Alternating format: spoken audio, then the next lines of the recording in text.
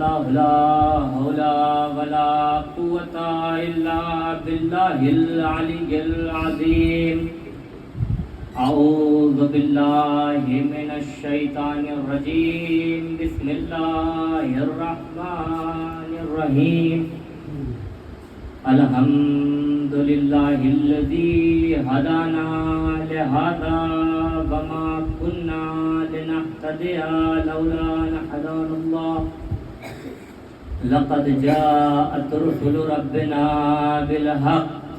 الصلاة والسلام والتحية والإكرام على سيد أصل ما في الوجود سر الله في كل موجود نقطة دائرة الوجود صاحب لواء الحمد والمقام المحمود مولانا ومولى الثقلين جد الحسن والحسين بالقاسم محمد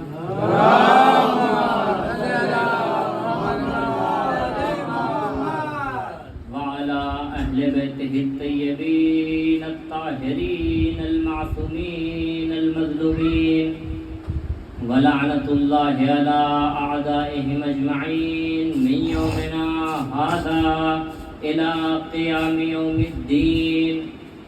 أما بعد فقد قال الله تعالى وتبارك في القرآن الحكيم.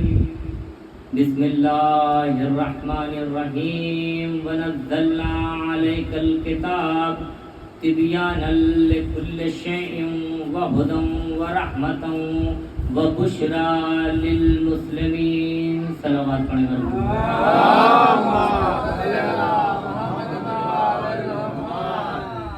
عزیزان محترم، بزرگان ملت، برادران عزیز، بندگان خدا، ماتمداران سید الشہداء، موالیان جناب حیدر کرار، عاشق رسول وال رسول، سب تعریفیں اس پروردگار کے لیے کہ جو وحدہ لا شریک ہے، وہ پروردگار کہ جس نے آسمان کا شامیانہ لٹکایا، اس آسمان کی خوبصورتی کو بڑھانے کے لیے اس نے ستاروں کو بنایا. اس نے آسمان میں چاند کو بنایا، چاند میں چاندنی کو رکھا. اس نے آسمان میں سورج کو بنایا، سورج میں روشنی کو رکھا. اس نے زمین کا فرش بچھایا تو زمین کو خالی نہیں رکھا، زمین پہ پیڑ اگائے، پودے اگائے. پیڑ میں ڈالی کو رکھا تو ڈالی میں لچک کو رکھا. پودے اگائے تو پودوں میں پھولوں کو رکھا، پھول کو خالی نہیں رکھا، پھول میں خوشبوؤں کو رکھا. اور وہ ایسا احسن الخالقین ہے کہ جس نے پانی کو بنایا اور پانی کا نام بدلتا گیا. یہی پانی اگر آنکھ سے نکلے تو آنسو، یہی پانی اگر بدن سے نکلے تو پسینہ، یہی پانی اگر بھینس پیے تو دودھ بن جاتا ہے اور اگر ہرن پیے تو مشک بن جاتا ہے. یہی پانی اگر محدود کر دے تو سمندر، یہی پانی اگر محدود کر دے تو دریا، پھیلا دے تو سمندر. یہی پانی اگر آسمان سے برسے تو بارش، روک دے تو قحط، جم کے برسے تو اولا، برف کے جم جائے تو برف، برف کے جم جائے تو برف. اتنا احسن الخالقین ہے. اور یہی پانی اگر سانپ پیے تو زہر، یہی پانی اگر سیپ میں چلا جائے تو موتی. اتنا احسن الخالقین ہے. اب اللہ کے بعد سب تعریفیں اس رسول کے لیے جسے اللہ نے اپنا حبیب کہا. اللہ نے قرآن مجید میں رسول خدا کی بہت ہی عظمت بیان فرمائی ہے، بڑی ہی مرتبت بیان فرمائی ہے، بڑی ہی بلندی بیان فرمائی ہے، بڑا ہی اوج بیان فرمایا ہے. پروردگار عالم نے قرآن میں رسول کی بڑائی کچھ اس طریقے سے بیان فرمائی. ارشاد ہوا وَأَنزَلْنَا عَلَيْكُمْ ذِكْرًا رَسُولًا. رسول خود بھی بلند ہے. پھر ارشاد ہوا وَرَفَعْنَا لَكَ ذِكْرَكَ. رسول کا ذکر بھی بلند ہے. رسول خود بھی بلند ہے رسول کا ذکر بھی بلند ہے. پھر ارشاد ہوا بسم اللہ الرحمن الرحیم وما محمد الا رسولا، اور رسول کا اسم مبارک بھی بلند ہے. رسول خود بھی بلند ہے، رسول کا ذکر بھی بلند ہے، اور رسول کا اسم مبارک بھی بلند ہے. اللہ نے اپنے حبیب کے نام کو ایسے حروف کا مجموعہ بنایا کہ جس میں ہر حرف صاحب معنی ہے، یعنی کوئی بھی حرف مہمل نہیں ہے، ہر حرف صاحب معنی ہے. توجہ دیجیے گا، کیا نام ہے رسول کا؟ محمد. محمد یعنی جس کی تعریف کی جائے. محمد کے آغاز سے میم ہٹا دیجئے تو حمد بچتا ہے، حمد یعنی تعریف. حمد کے آغاز سے اگر ہے ہٹا دیجئے تو مد بچتا ہے، مد یعنی بلند. مد کے آغاز سے اگر میم ہٹا دیجئے تو دال بچتا ہے، دال یعنی راستہ، دال یعنی دلیل. نہیں توجہ فرمائی؟ اللہ نے اپنے حبیب کے نام کو ہر حرف کو بے عیب رکھ کے بتایا ہے کہ دیکھو جس کے اسم میں کوئی عیب نہیں اس کے جسم میں کیسے کوئی عیب ہوگا. صلوات پڑھے بر محمد.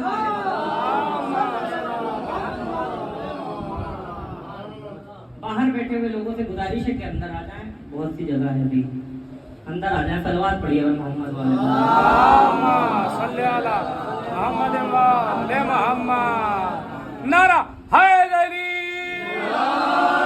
حیدری، ایک بلندتر صلوات بر محمد.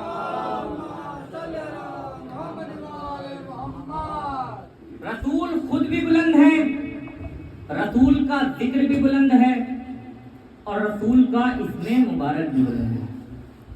اور صرف رسول کا اسم مبارک ہی نہیں بلند ہے، رسول کا جسم مبارک بھی بلند ہے. اللہ نے قرآن مجید میں اپنے حبیب کی ہر ادا کا قصیدہ پڑھا ہے، ہر تیور کا قصیدہ پڑھا ہے. ارشاد ہوا بسم اللہ الرحمن الرحیم واللیل اذا سجا، رسول کی زلفوں کا قصیدہ. توجہ دیجیے گا، واللیل اذا سجا رسول کی زلفوں کا قصیدہ. الم نشرح لک صدرک رسول کے سینے کا قصیدہ. الذی انقض ظہرک رسول کی پشت مبارک کا قصیدہ. قرآن سے آیتیں پڑھ رہا ہوں. واللیل اذا سجا رسول کی زلفوں کا قصیدہ. الم نشرح لک صدرک رسول کے سینے کا قصیدہ. الذی انقض ظہرک رسول کی پشت مبارک کا قصیدہ. نرى تقلب وجهک رسول کے چہرے کا قصیدہ. اذن واعیہ رسول کے کانوں کا قصیدہ. وما ينطق عن الهوى ان هو الا وحی یوحی رسول کی زبان مبارک کا قصیدہ. رسول کی زبان مبارک کا قصیدہ. وما ينطق عن الهوى ان هو الا وحی یوحی رسول کی زبان مبارک کا قصیدہ.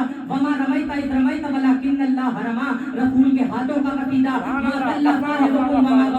رسول کے صحن مبارک کا قصیدہ. اور نون والقلم اللہ نے اپنے حبیب کے دماغ کا قصیدہ پڑھ کے بتایا کہ دیکھو میرا رسول طغیان سے بھی دور ہے، عصیان سے بھی دور ہے، ہدیان سے بھی دور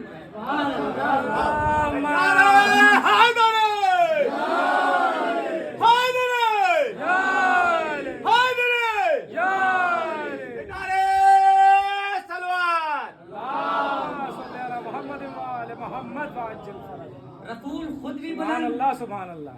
رسول کا ذکر بھی بلند، اور رسول کا اسم مبارک بھی بلند، رسول کا جسم مبارک بھی بلند. اب ارشاد ہوا بسم اللہ الرحمن الرحیم وَنَزَّلْنَا عَلَيْكَ الْكِتَابَ، فرما کر اللہ نے بیان کیا کہ رسول پر نازل ہونے والا قرآن مجید بھی بلند. رسول پر نازل ہونے والا قرآن مجید بھی بلند. کتنا صاحب عظمت قرآن، کتنا صاحب فضیلت قرآن، کتنا عظیم المرتبت قرآن. قرآن کی بلندی کو سمجھیے تاکہ اس کی بلندی سمجھ میں آئے کہ جس کے دل پر قرآن نازل ہوا. قرآن کی بلندی کو سمجھیے تاکہ اس کے قلب کا اندازہ ہو کہ جس کے قلب پر قرآن نازل ہوا. ارشاد ہوا وَنَزَّلْنَا عَلَيْكَ الْكِتَابَ تِبْيَانًا لِكُلِّ شَيْءٍ وَهُدًى وَرَحْمَةً وَبُشْرَىٰ لِلْمُؤْمِنِينَ. یہ قرآن تبیان ہے، یہ قرآن بیان ہے، یہ قرآن ہدایت ہے، یہ قرآن رحمت ہے، یہ قرآن بشارت ہے. پھر ارشاد ہوا بسم اللہ الرحمن الرحیم هَذَا بَصَائِرٌ مِّن رَّبِّكُمْ وَهُدًى وَرَحْمَةً لِلْمُؤْمِنِينَ. یہ قرآن بصارت ہے، یہ قرآن بصیرت ہے، یہ قرآن عقل ہے، یہ قرآن شعور ہے، یہ قرآن حجت ہے، یہ قرآن قرآن دلیل ہے, یہ قرآن فکر ہے. پھر ارشاد ہوا ومن حجک فیہ من بعد ما جاءک من العلم, یہ قرآن علم ہے. پھر ارشاد ہوا یا ایھا الناس قد جاءکم برہان من ربکم وانزلنا علیکم نورا مبینا, یہ قرآن نور مبین ہے, یہ قرآن برہان ہے. پھر ارشاد ہوا بسم اللہ الرحمن الرحیم انا نحن نزلنا الذکر وانا لہ لحافظون, یہ قرآن ذکر ہے. قرآن کی اللہ نے قرآن مجید کی اتنی عظمتیں بیان فرمائی, اتنی فضیلتیں بیان فرمائی, فرمایا یہ قرآن کی بیان ہے, یہ قرآن بیان ہے, یہ قرآن ہدایت ہے, یہ قرآن رحمت ہے, یہ قرآن بشارت ہے, یہ قرآن بصارت ہے, یہ قرآن بصیرت ہے, یہ قرآن عقل ہے, یہ قرآن شعور ہے, یہ قرآن حجت ہے, یہ قرآن دلیل ہے, یہ قرآن فکر ہے, یہ قرآن بشارت ہے.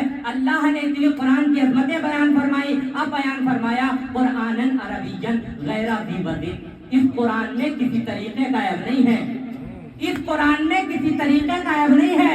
مجھے ایمانداری سے بتائیے کہ میں ممبر پر آؤں اور قرآن میں عیب نکالنا شروع کر دوں, آپ لوگوں میں سے کتنے لوگوں کو برداشت ہو جائے گا؟ کیا کھینچ نہیں لیں گے ممبر سے؟ کیا کہیں گے قرآن میں عیب نکال رہا ہے, مسلمان نہیں رہا, کافر ہو گیا. بھائی 1400 سال سے یہی تو سمجھانے کی کوشش کر رہے ہیں کہ جب قرآن میں عیب نکالنے والا مسلمان نہیں رہتا تو رسول میں عیب نکالنے والا خلیفۃ المسلمین کہتے ہیں.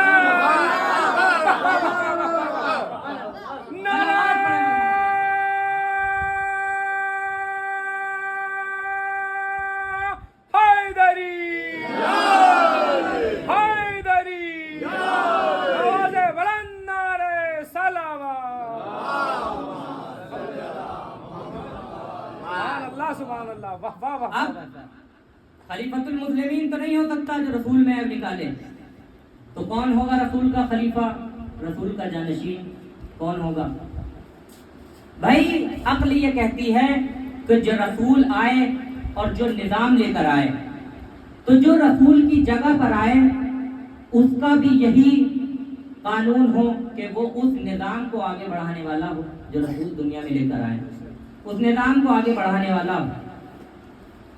اب جملہ بدل دوں, یعنی جو رسول کی جگہ پر آئے وہ رسول کی طرح دیکھتا بھی ہو, رسول کی طرح دکھتا بھی ہو, رسول کی طرح دیکھتا بھی ہو, رسول کی طرح دکھتا بھی ہو. یعنی اب کون آئے گا رسول کی جگہ پر؟ رسول کا خلیفہ کون ہوگا, رسول کا جانشین کون ہوگا؟ پوچھا کیا کوئی دلیل ہے؟ ہاں دلیل ہے. ہم نے قرآن میں دیکھا کہ جب بھی وزارت کے لیے کسی کو چنا گیا ہے تو اللہ ہی کی طرف سے چنا گیا ہے. یعنی جسے رسول کی جگہ پر آنا ہے اسے وہ چنے کہ جس نے رسول بنا کر بھیجا ہے, اسے وہی چنے کہ جس نے رسول بنا کر بھیجا ہے.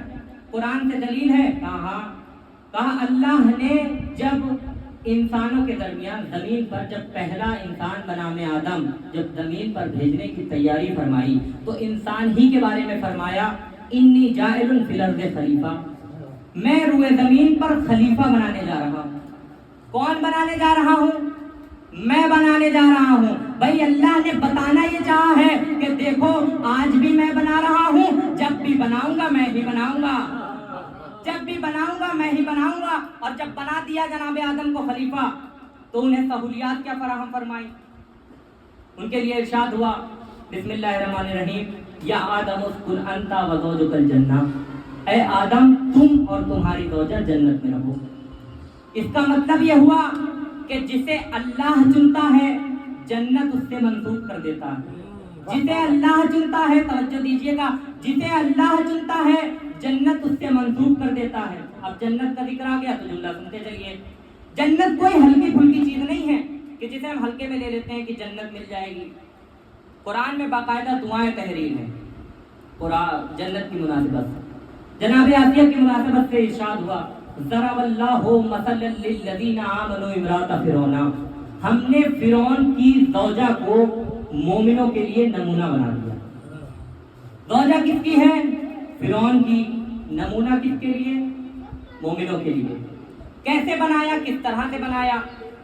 جناب آسیہ نے دعا کی اذ قالت رب ابنی لی عندک بیتا فی الجنہ, اے پروردگار, اے میرے اللہ تو مجھے جنت میں ایک گھر دے دے. جناب آسیہ نے دعا کی کہ تو مجھے جنت میں ایک گھر دے دے. علماء نے مفسرین نے بیان فرمایا کہ اللہ جناب آسیہ کو دے گا جنت میں گھر. ہم نے کہا کیوں دے گا بھائی؟ اور جناب آسیہ نے مانگا کیوں؟ کس وجہ سے مانگا؟ کس سبب سے مانگا؟ کس ریزن سے مانگا؟ کس علت سے مانگا؟ جناب آسیہ نے پالا ہے موسیٰ کو. موسیٰ کو پالا مگر جنت میں گھر مانگ لیا. یعنی اس کا مطلب یہ ہوا کہ جو نبی کو پالے اس کا حق بنتا ہے کہ وہ اللہ سے کچھ مانگے. جو نبی کو پالے اس کا حق بنتا ہے کہ وہ اللہ سے کچھ مانگے. سبحان اللہ. آسیہ نے پالا ہے موسیٰ کو. موسیٰ کو پالا مگر جنت میں گھر مانگ لیا. بات پوری توجہ سے سننا ہے، جب بات مکمل ہو جائے تو آپ جانیں اور یہ امام بارگاہ جانیں. بھائی ایک باپ کے دو بیٹے، بزرگوں کی توجہ چاہوں گا. ایک باپ کے دو بیٹے. باپ نے اپنے دونوں بیٹوں سے کہا کہ بچوں اچھے نمبر سے کامیاب ہو جاؤ ایگزام میں. جب تم اچھے نمبروں سے کامیاب ہو جاؤ گے تو تم جو مانگو گے میں تمہیں دوں گا. اب بیٹے امتحان دینے گئے، کامیاب ہو گئے. دونوں بچے باپ کے سامنے کھڑے ہوئے. بابا نے ایک بیٹے سے پوچھا بیٹا تمہیں کیا چاہیے؟ بیٹے نے کہا ابا اسکول جاتے ہوئے پریشانی ہوتی ہے، سائیکل دلا دیجیے. بتائیے باپ سائیکل دلائے گا یا نہیں دلائے گا؟ جملہ بدلو، باپ سائیکل ہی دلائے گا، اس لیے کہ مانگی ہی سائیکل ہے، اس لیے سائیکل ہی دلائے گا. اب باپ نے دوسرے بیٹے سے پوچھا کہ بیٹا تمہیں کیا چاہیے؟ اس نے کہا بابا جو آپ کی مرضی. اب اسے کیا دلائے گا؟ بھائی جس نے مانگا اسے اس کی اوقات سے دے گا، جس نے نہیں مانگا اسے اپنی حیثیت سے دے گا. جس نے مانگا اسے اس کی اوقات سے دے گا، جس نے نہیں مانگا اسے اپنی حیثیت سے دے گا. شخصیتیں دو، ایک نے موسیٰ کو پالا، ایک نے فخر موسیٰ کو پالا. ایک نے موسیٰ کو پالا، ایک نے فخر موسیٰ کو پالا. جناب آسیہ نے موسیٰ کو پالا، جناب ابو طالب نے فخر موسیٰ کو پالا. آسیہ نے موسیٰ کو پالا مگر جنت میں گھر مانگ لیا. آسیہ نے موسیٰ کو تو پالا مگر جنت میں گھر مانگ لیا. اللہ دیکھ رہا ہے ابو طالب اب بھی کچھ مانگے، ابو طالب اب بھی کچھ مانگے. پوری زندگی گزر گئی، ابو طالب نے کچھ نہ مانگا. ہو سکتا ہے آواز کبریائی ہو، اے ابو طالب تم نے کچھ نہ مانگا. آسیہ نے موسیٰ کو پالا، تم نے جنت میں گھر مانگ لیا تو میں اسے دوں گا جنت میں گھر. آسیہ کو اس کی اوقات سے دوں گا، تم نے نہیں مانگا تو تمہیں اپنی حیثیت سے دوں گا. ہو سکتا ہے آواز کبریائی ہو، اے ابو طالب آسیہ نے موسیٰ کو پالا، تم نے فخر موسیٰ کو پالا. آسیہ نے موسیٰ کو پال کے مانگ لیا جنت میں گھر تو میں اسے دوں گا جنت میں گھر. اے ابو طالب تم نے کچھ نہ مانگا تو ایسا کرنا تیرا رجب کو آنا میرا گھر لے جانا.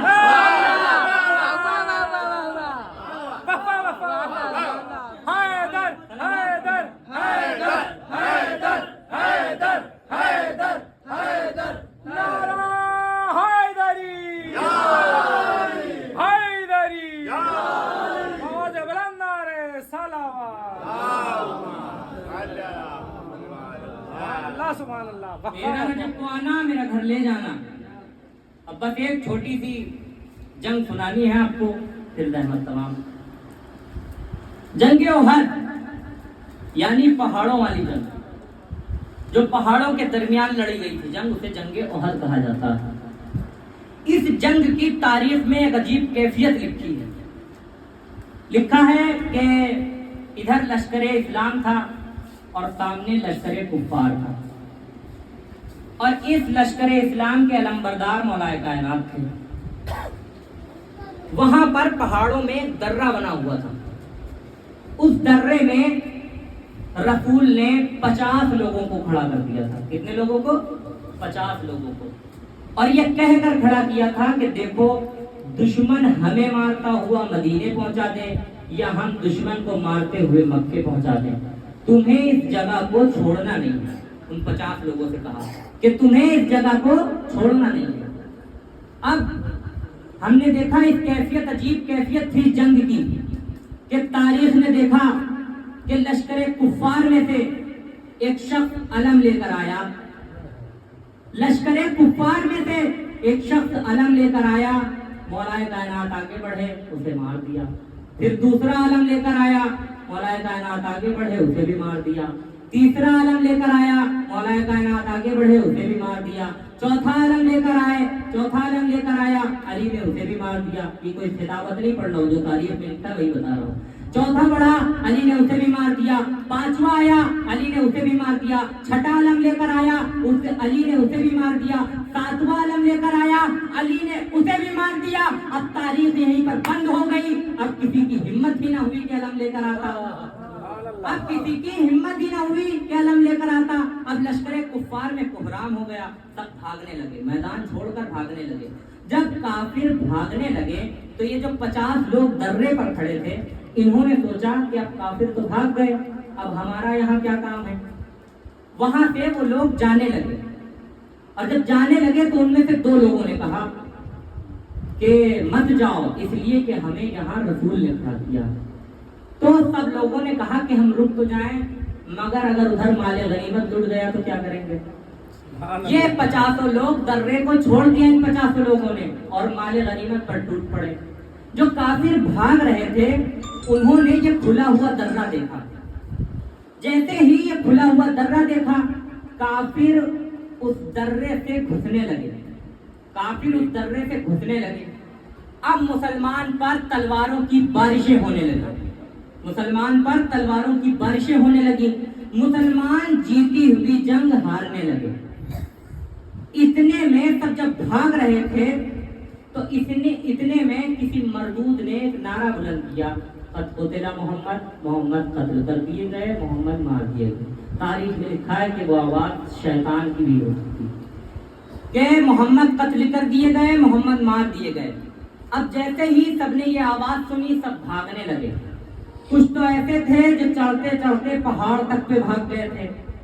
मैं उनका नाम नहीं ले सकता, इसलिए कि बहुत से नाम ऐसे होते हैं कि जबान का जायका बिगाड़ देते हैं। बहुत से ऐसे थे कि जो पहाड़ों पर भाग गए। क्या आवाज सुनी? मोहम्मद कत्ल कर दिए गए, मोहम्मद मार दिए गए।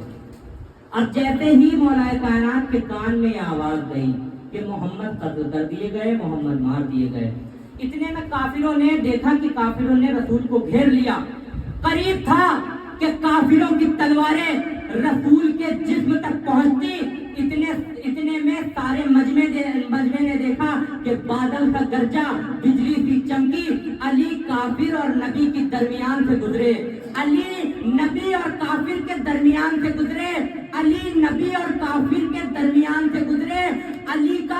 और काफिरों के दरमियान से गुजरना था कि सारे काफिर गुजर गए।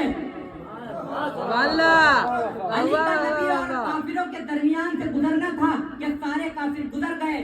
जैसे ही मौलाए कायनात ने आवाज सुनी कि किसी मरदूद ने नारा बुलंद किया कि मोहम्मद कत्ल कर दिए गए, मोहम्मद मार दिए गए। जैसे ही ये नारा सुना, अली ने देखा कि लोग भाग रहे हैं। अली ने आवाज दी, एक हाथ पर नबी को उठाया। तारीख में लिखा है, वही बता रहा हूँ। अली ने एक हाथ पर नबी को उठाया, एक हाथ से जंग करते जाते थे और कहते जाते थे, कहाँ भाग रहे हो हादा मोहम्मद, कहाँ भाग रहे हो हादा मोहम्मद, कहाँ भाग रहे हो हादा मोहम्मद। अल्लाह को ये अदा इतनी पसंद आई कि आवाज़ किबरी आई, ऐ मोहम्मद, आज तुम्हें अली ने एक हाथ पर बुलंद करके कहा हादा मोहम्मद, कल तुम गदीर के मैदान में अली को बुलंद करके कहना मन कुंद मौला हादा अली मौला।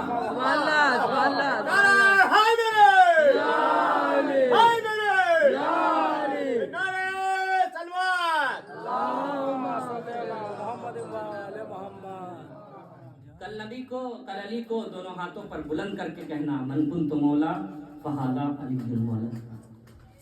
और विलायत का पैगाम बहुत अहम है।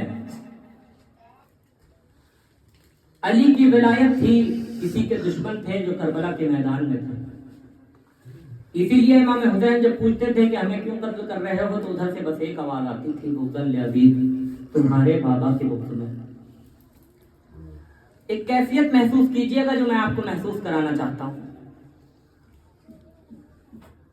करबला के मैदान में बहुत से रिश्ते थे, कोई ऐसा रिश्ता नहीं था कि जो करबला के मैदान में ना हो।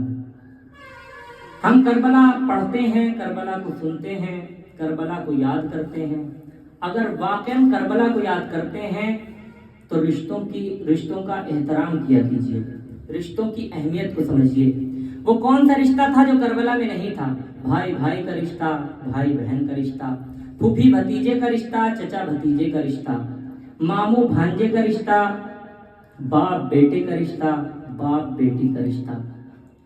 इसीलिए अज़ादारों, जब मौलाए कायनात ने जनाब ज़ैनब की शादी की है ना, तो जनाब अब्दुल्ला को बुलाया और कहा, है अब्दुल्ला, देखो दुनिया में बाप बेटे तो बहुत हैं, मगर याकूब और यूसुफ जैसे बाप बेटे नहीं हैं।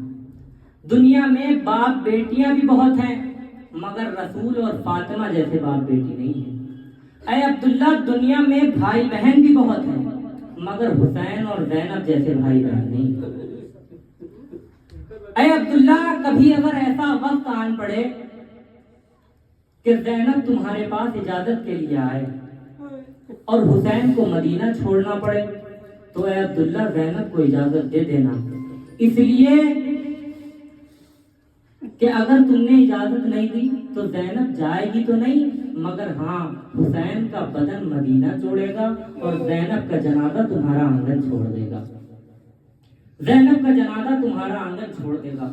रोने में बुख्ल न कीजिएगा, इसलिए कि आज चहलुम है, सिर्फ इमाम हुसैन का चहलुम नहीं है, बल्कि अली अकबर का भी चहलुम है, अली असगर का भी चहलुम है। हो सकता है अगले साल कौन जिंदा रहे कौन मर जाए, किसी को नहीं मालूम। जनाब ज़ैनब की शादी हो गई, जनाब ज़ैनब आ गई। अब मौलाए कायनात ने एक दिन, तीसरे दिन जनाब फिज़्ज़ा को भेजा, 3 दिन बाद कहा, फिज़्ज़ा जाओ ज़ैनब से मुलाकात कर आओ। जैसे ही जनाब फिज़्ज़ा गई और जैसे ही जनाब ज़ैनब की नज़र जनाब फिज़्ज़ा पर पड़ी, चीख मार कर रोने लगी, चीख मार कर रोने लगी। जैसे ही जनाब फिज़्ज़ा आगे बढ़ी, सीने से लगाया, कहा, ज़ैनब रोने का क्या सबब है, इतना क्यों रो रही हो? इतने में शहजादी ने पता है क्या जवाब दिया? दिल पर हाथ रख के सोचिएगा जरूर बहन और भाई की मोहब्बत कितनी थी। दिल पे हाथ रख के महसूस कीजिएगा। शहजादी ने जवाब दिया, अम्मा फिज़्ज़ा कैसे न रोऊं, 3 दिन हो गए मैंने भैया हुसैन का चेहरा नहीं देखा। इतनी मोहब्बत थी ज़ैनब और हुसैन में। जरा सोचिए कि जब यही हुसैन, इतनी मोहब्बत थी जनाब ज़ैनब को कि 3 दिन की जुदाई बर्दाश्त न हुई। हाय यही हुसैन कि जब दरे खैमा पर इजाजत के लिए आया होगा और कहा होगा, ठीक है मेरी माँ जाए खुदा हाफिज, तो ज़ैनब क्या तड़प नहीं गई होंगी? ज़ैनब का दिल फट नहीं गया होगा? और इमाम हुसैन ऐसे नहीं आए, कितने जख्म उठाकर आए हैं, कितने बोझ उठाकर आए हैं। कासिम के लाशे को उठाया, किस तरीके से उठाया? आबा का दामन फैलाया, हाथ उठाया आबा के दामन में, सीने का टुकड़ा उठाया आबा के दामन में, हाथ का टुकड़ा उठाया आबा के दामन में। और गठड़ी बांध के जब चले हैं, दरे खैमा पर पहुंचे, उम्मा फरवा ने पूछा कि मौला आप तो सबके लाशें लाए हैं, मेरे लाल का लाशा नहीं लाए? इतने में इमाम हुसैन ने पीछे से गठड़ी को आगे किया। अल्लाह किसी माँ को ये मंजर न दिखाए जो उम्मे फरवा ने देखा। और जैसे ही बंधी हुई गठड़ी देखी, जनाब फरवा चीख मार कर रोने लगी। और सिर्फ कासिम का लाशा नहीं उठाया, अली अकबर का भी लाशा उठाया, कड़िया जवान अली अकबर का भी लाशा उठाया, और सबसे वजनी जनाजा 6 माह के अली असगर का उठाया। भाई तारीख में ऐसा वाकया जिस पर सबसे ज्यादा गिरिया किया गया है वो करबला का वाकया है, और उस करबला के वाकये में जिस शहीद पर सबसे ज्यादा गिरिया किया गया है वो अली असगर का लाशा है। वो अली असगर शहीद है ऐसे कि जिन पर सबसे ज्यादा गिरिया किया गया है। इतना वजनी जनाजा था जनाब अली असगर का कि इमाम हुसैन हाथों में लिए हैं और ये सोच रहे हैं कि खैमे में लेकर जाऊं कि ना लेकर जाऊं। 7 कदम पीछे हटे, 7 कदम आगे बढ़े, और जब लेकर चले हैं ना, जनाबे अली असगर को लेकर पहुंचे मैदान में, तो 3 भाल का तीर मारा। जालिम ने 3 भाल का तीर मारा। 3 भाल का तीर समझते हैं, अरब में कुछ जानवर ऐसे होते हैं, हर जगह कुछ जानवर ऐसे होते हैं कि जिन पर इंसान कुदरत हासिल कर सकता है, जिन पर कुदरत हासिल कर सकता है उन्हें ज़िबहा किया जाता है, और जिन पर कुदरत हासिल नहीं कर सकता उन्हें नहर किया जाता है, यानी दूर से नेज़ा मारा जाता है। अरब में जिससे दूर से वार किया जाता था, जानवरों को नहर किया जाता था, उस हथियार को 3 भाल का तीर कहा जाता था। उस 3 भाल के तीर, जरा सोच सकते हैं, वो 3 भाल का तीर कि जिससे जानवरों को नहर किया जाता हो, वो 3 भाल का तीर और 6 महीने का गला। अजरकुम अल्लाह, खुदा आपको कोई गम न दे सिवाय गम मजलूम करबला के। जब तीर चला है ना तो अली असगर के गले में आकर लगा और गले को तोड़ता हुआ हुसैन के हाथ में पेवस्त हो गया। मेरा दिल कहता है कि अली असगर ने खैमे की तरफ रुख कर कर अपनी बेज़बानी से कहा होगा कि अम्मा रात भर आप मुझे समझाती रही हैं ना, अम्मा मुझे आप रात भर समझाती रही हैं कि तेरे होते हुए तेरे बाबा पर कोई आँच ना आए, अम्मा मुझे माफ कर दीजिएगा, मुझे माफ कर दीजिएगा, क्योंकि 3 भाल का तीर था, वो मेरे गले को तोड़ता हुआ हुसैन के हाथ में जाकर लग गया, मेरे बाबा के हाथ में जाकर लग गया। अम्मा मुझे माफ करिएगा, इसलिए कि 3 भाल का तीर बड़ा था, मेरा गला छोटा था। खुदा आपको कोई गम न दे सिवाय गम मजलूम करबला के। अजरकुम अल्लाह, खुदा आपको कोई गम न दे। अब हुसैन जब सबको खो दिया, हुसैन ने सब शहीद हो गए, तो अब हुसैन खुद चले हैं और एक मर्तबा जैसे ही मैदान में पहुंचे हमला किया। पहला हमला किया, कहा तुमने मेरे अब्बास को मार डाला। दूसरा हमला किया, तुमने मेरे अली अकबर को मार डाला। 7 हमले किए, आवाज़ें गैब आई, तीरों पे तीर खा चुके बस ऐ हुसैन बस, तीरों पे तीर खा चुके बस ऐ हुसैन बस, लाशों पे लाशें ला चुके बस ऐ हुसैन बस, जख्मों पे जख्म खा चुके बस ऐ हुसैन बस, जख्मों पे जख्म खा चुके बस ऐ हुसैन बस, हम तुमको आजमा चुके बस ऐ हुसैन बस। अरे सर को झुका दो खंजरे बेदात के लिए, कुछ इम्तिहान छोड़ दो सच्चात के लिए। जैसे ही आवाज़ें गैब आई, इमाम हुसैन ने तलवार को नियाम में रखा और जैसे ही तलवार को नियाम में रखा, भागी हुई फौज सिकटी। कोई जिसके पास नेजा था वो नेजे से वार करता था, जिसके पास तलवार थी वो तलवार से वार करता था, जिसके पास भाला था वो भाला मारता था। अरे जिसके हाथ में कुछ ना था वो करबला की गरम रेत उठाता था, हुसैन के जख्मों पर छिड़क देता था। अजरकुम अल्लाह, खुदा आपको कोई गम न दे सिवाय गम मजलूम करबला के। तारीख में लिखा, मक्तल में लिखा है कि हुसैन घोड़े पर डगमगाने लगे। मुझे ये समझ नहीं आ रहा था कि हुसैन घोड़े पर डगमगाने लगे, इसलिए कि हुसैन के बदन का जोर इतना था कि हुसैन को किसी एक तरफ गिर जाना चाहिए था। इतने में मक्तल ने खुद सहारा देकर कहा कि हुसैन असल में एक तरफ गिरना चाहते थे, मगर हाय जब दाईं तरफ गिरना चाहते थे तो दाईं तरफ के जालिम बाला हुसैन की दाईं पसलियों में गाड़ देते थे, जब बाईं तरफ गिरना चाहते थे तो बाईं तरफ के जालिम बाला हुसैन की बाईं पसलियों में गाड़ देते थे। धीरे धीरे डगमगाते हुसैन अपने मक्तल तक पहुंचे और एक मर्तबा दीन से जमीन पर आए, शिमर आगे बढ़ा, सीने पर सवार हुआ, जुल्फों में हाथ डाला और खंजर चलाने लगा। टीले पर खड़ी हुई ज़ैनब ये मंजर देख रही थी। जरा सोच सकते हैं वो बहन के जो 3 दिन की जुदाई बर्दाश्त न कर सकती थी, हाय कैसे बर्दाश्त किया होगा कि भैया के गले पर खंजर चल रहा है। अब जब यजीद मलऊन ने जब शिमर से पूछा है ना कि बताओ हुसैन आखिरी वक्त किसे याद कर रहे थे, तो शिमर ने बताना शुरू किया। शिमर ने कहा जब मैंने पहली दर्ब मारी तो हुसैन अपने खुदा को याद कर रहे थे, जब मैंने दूसरी दर्ब मारी तो हुसैन अपने नाना को याद कर रहे थे, जब मैंने तीसरी दर्ब मारी तो हुसैन अपने बाबा अली को याद कर रहे थे, जब मैंने चौथी दर्ब मारी तो हुसैन अपने भैया हसन को याद कर रहे थे। फिर मैं जितनी दर्बें मारता रहा हुसैन के दहन से बस एक आवाज आती थी कि अम्मा यही है ना अम्मा मुझे छोड़ के न जाइएगा, अम्मा मुझे छोड़ के न जाइएगा। अब जैसे ही मेरा खंजर चलता रहा, इतने में हुसैन की आवाज आना बंद हो गई। मैंने देखा कि हुसैन के लब हिल रहे हैं मगर कोई आवाज नहीं आ रही है। मैंने हुसैन के गले को जल्दी जल्दी काटना शुरू किया, जुल्फों को पकड़ा, हुसैन के लब अपने कान के पास लाकर सुना तो मुझे सुनाई दिया कि हुसैन कह रहे थे ऐ भैया अब्बास, ऐ भैया अब्बास, ऐ भैया अब्बास, जरा कर दे तेरे आका को कितने जुल्म सितम के साथ शहीद किया जा